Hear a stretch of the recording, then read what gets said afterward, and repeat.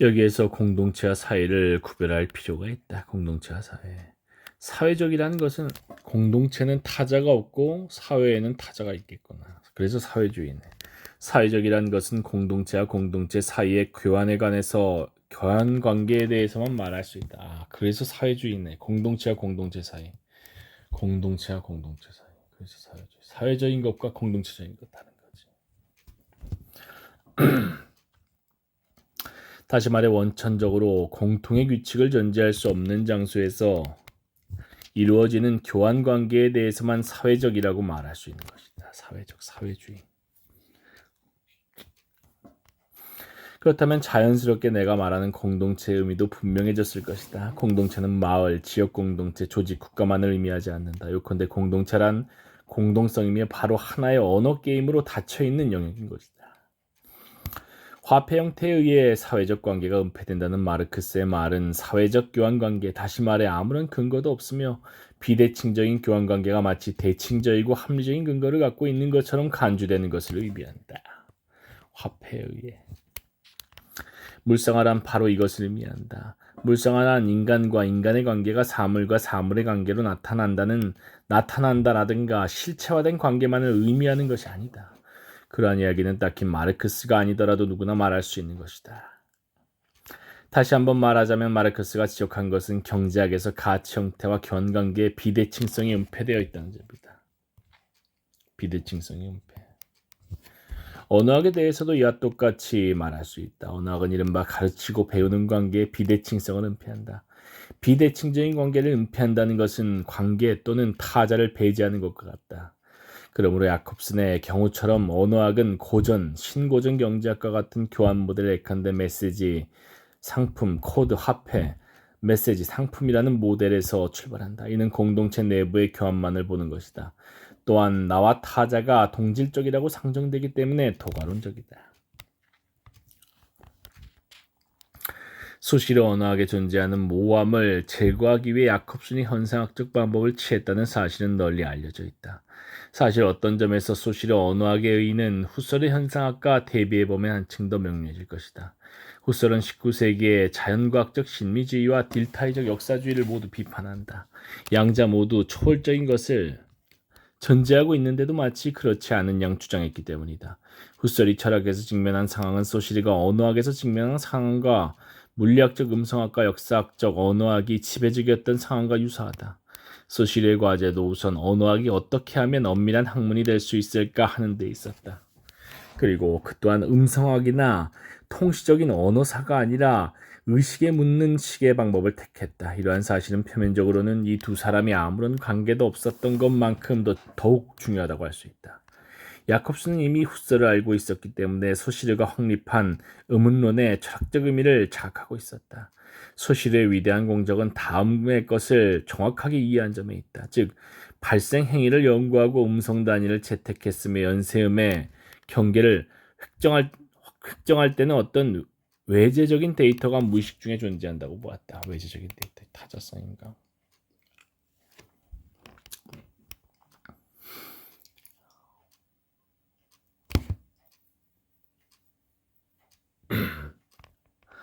소시리가 현상학적이었던 것은 명백한데 이는 우선 그가 언어학의 대상을 랑그에서 찾은 점에서 나타난다.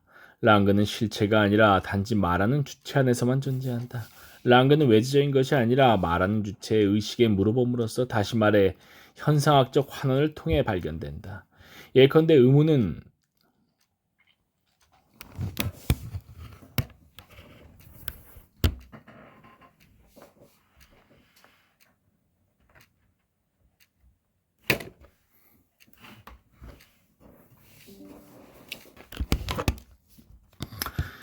의문은 음성과 달리 외재적으로 존재하는 것이 아니다.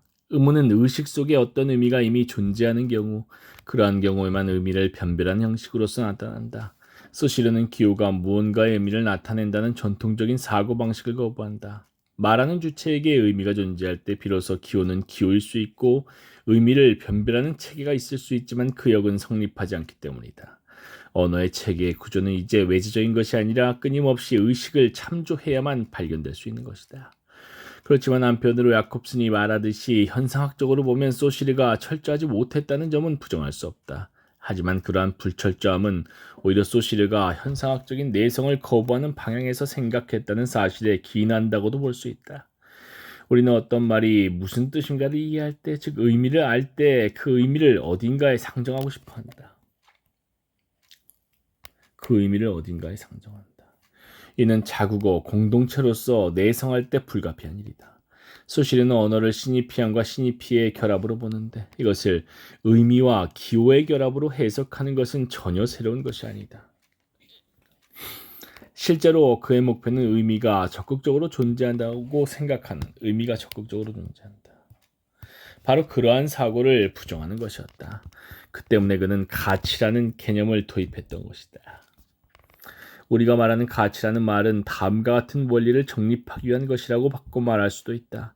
즉 언어 안에는, 다시 말해 하나의 언어 상태 안에는 오직 차이만이 존재할 뿐이다. 차이라고 하면 우리는 그 안에 수립되는 적극적인 말의 항목을 상기하는 경향이 있다. 그러나 언어 안에는 적극적인 말의 항목을 갖지 않는 차이만이 존재한다는 점에서 역설적이다.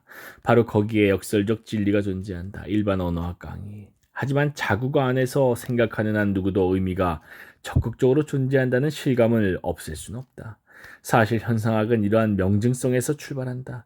그런데 위에서와 같은 인식은 그러한 사실을 거부하는 곳에서만 나타난다. 소실은 의미가 가치로부터 파생하는 것일 수밖에 없다는 것을 말하고 싶었던 것이다. 마르크스의 용어로 바꿔 말하면 소시르가 말하는 의미는 가치에 대응하고 가치는 가치 형태에 대응한다. 의미는 가치, 가치는 가치 형태. 따라서 소시르가 가치 개념을 도입한 것은 바로 언어학의 가치 형태를 도입한 것이라고 할 수 있다. 그러나 소시르의 언어학은 아무래도 현상학적 방향에서 읽혀지고 만다. 소시르가 언어가 사회적 산물이라는 점을 강조하는데 그것은 언어가 단지 개인을 넘어선 체계 공동체적이라는 것이라는 사실만을 의미하게 된다. 사회적인 게 아니라 공동체적인 것. 즉 사회적인 성격이 질문되지 않는 것이다. 사회적 성격, 타자를 포함하는 거지. 결국 소시르가 언어를 말하는 공동체와 사회주의에서 사회는 공동체와 대립되는 그런 사회, 초론적 공간이지. 타자와 관계 맺는. 결국 소시르가 언어를 말하는 주체로부터 고찰했다는 사실만이 강조되어 왔다. 따라서 바흐찌는 소시르의 언어학을 주관적 언어학이라고 비판하게 된다. 바흐찌는 언어를 대화로 파악한다. 당연히 대화는 타자와의 대화가 아니면 안 된다. 자신과 일적인 타자, 즉 자신과 다른 언어 게임에 속하는 타자와의 대화만이 대화로 간주되어야 한다. 하나의 코드 안에서 행해지는 대화는 자기 대화, 모놀로그 같으며 그런 의미에서 보면 변증법 또한 모놀로그에 불과하다. 소시르의 말하는 주체는 듣는 주체 또는 의미를 이해하는 주체라고 할 수 있다. 그런데 바흐찌는 소시르와 달리 말하자면 타자에게 말하는 주체에서 출발한다. 타자에게 말하는 주체야. 말이 대화 상대자를 향하고 있다는 것의 의의는 헤아릴 수 없을 만큼 중대하다. 사실 말은 양면적인 행위이다. 말은 누구의 말인가, 그리고 누구를 위한 말인가 라는 두 가지의 의미로 동등하게 규정된다. 말은 바로 화자와 청자 간의 상호관계의 산물이다. 모든 말은 타자와의 관계 속에 있는 어떤 사람을 표현한다. 말 안에서 나는 타자의 관점에서 스스로에게 형태를 부여한다. 이는 결국 자신이 속한 공동체의 관점에서 자신을 표현하는 것이다. 말이란 나와 타자 사이에 놓인 다리이다. 그 다리의 한쪽 끝은 나에게 놓여 있고 다른 한쪽 끝은 대화 상대자에게 놓여 있다. 말이란 바로 화자와 대화 상대자의 공통의 영토인 셈이다. 하지만 화자란 도대체 어떤 것인가? 가령 말이 전적으로 화자에게 속하지 않는다. 이른바 화자와 대화 상대자와의 경계지역 않는다고 해도 역시 절반 정도는 화자에게 속해 있다. 바흐찌는 마르크스주의와 언어 철학. 물론 바흐찌는 화자와 대화 상대자 양쪽이 동시에 보이는 객관적인 입장에 서 있는 것이 아니다. 오히려 대화란 목숨을 건 도약이다. 그러므로 나와 타자 사이에 걸쳐진 다리는 걷는다고 하기보다는 뛰어넘을 수밖에 없는 것이라고 해야 한다. 말이 대화 상대자를 향하고 있다는 것은 화자에게는 무엇을 의미한다라는 따위의 특수한 내적 경험이 존재하지 않는다라는 것을 의미한다. 내적 경험은 화자에게 후설이 말하는 고독한 심적 생활에서는 의미가 형성되지 않는다. 그런 점에서 대화는 도가론, 방법적 도가론, 현상학. 대화는 도가론에 대한 결정적인 비판이 될 것이다. 대화. 그것이 바로 우리가 가르치는 쪽의 관점이라고 하는 것이다. 바오제는 근대의 철학, 언어학, 심리학, 문학 등은 모두 독백적이고 단일 체계성 안에 갇혀 있다고 말한다. 그는 이것에 다성적인 다수 체계성을 내치시킨다. 개인의 의식의 문눈은 언제나 단일 균형 체계밖에 발견할 수 없다. 니체가 말하는 것처럼 우리가 의식하는 모든 것은 철두철미하게 먼저 조정되고 단순화되고 도식화되고 해석되기 때문이다. 그러나 단순히 다수 체계를 단일 체계에 대치시키는 것만으로는 효과적으로 대응할 수가 없다. 다성적이라는 것은 언어가 고립된 의식 안에 존재하는 것이 아니라 이를테면 그러한 의식들 사이에 존재한다는 것을 의미한다. 거기에는 궁극적으로 하나의 체계로 흡수되지 않는 교환, 등치의 교착이 있을 뿐이다. 마르크스는 그것을 사회적 과정이라고 불렀다. 사회적 과정. 타자와의 관계니까. 랑그 또는 공시적 체계는 반드시 개인의 의식을 통해서만 생각될 수 있다. 예를 들어 일본어의 공시적 체계 같은 것은 있을 수가 없다. 표준어만이 일본어는 아닌 것이다. 일본어는 다수 체계이고 끊임없이 유동적으로 생성되고 변화한다. 그것들을 공시적으로 조감하는 일 따위는 애초부터 불가능하다. 결국 공시적 체계란 개인의 의식 차원에서 현상학적 환원을 통해 발견되며 그런 의미에서 닫혀 있다고 할 수 있다. 바오제는 이미 1920년대 소시대의 주관적 언어학을 다음과 같이 비판한 바 있다. 언어를 진실로 객관적인 관점에서 본다면 즉 특정한 순간에 그리고 특정한 개인에게 언어가 어떻게 나타나는가 하는 문제와 전혀 상관없는 언어를 본다면 언어는 끊임없이 생성의 흐름으로 나타날 것이다. 이러한 객관적인 관점에서는 공시적인 언어 체계가 형성될 수 있는 역사상의 어떤 시간도 존재할 수 없다. 실제로 통시적 관점을 지닌 언어 사가에게 공시적 체계는 실제하는 것이 아니라 현실의 각 순간에 생겨나는 일탈을 등록하기 위한 관례적 규칙으로서만 도움이 될 뿐이다. 따라서 공시적 언어 체계는 역사상의 어떤 순간 특정 한 언어 집단에 속해 있는 화자의 주관적 의식의 관점에서만 존재하게 된다. 객관적인 관점에서 보면 공시적 언어 체계란 역사상의 어떠한 현실상의 시간, 어떠한 현실의 순간에도 존재할 수 없다. 마르크스주의와 언어 철학. 하지만 바우진이 말하는 객관적 언어학의 경우에도 또 다른 오해가 생길 위험이 있다. 왜냐하면 객관적 언어학이란 말은 마치 전체를 조감하는 객관적 입장이 있는 것처럼 생각하게 만들기 때문이다. 그러나 사실은 정반대이다. 타자와의 대화로서의 언어가 형성하는 다수체계는 그것을 하나의 전체성 속에 가두는 것을 결코 허락하지 않는다. 마르크스가 사회적이라고 부르는 것이 바로 이것이다. 그러나 이것은 뒤르켐이 말하는 사회적이라는 것과는 전혀 다르다. 뒤르켐의 사회와는 다르다.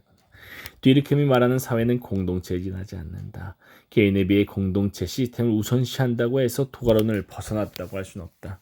그런데 마르크스는 그가 말하는 사회적인 것이 오히려 관념론자 피테나 헤겔에 의해 받아들여져 왔다고 말한다.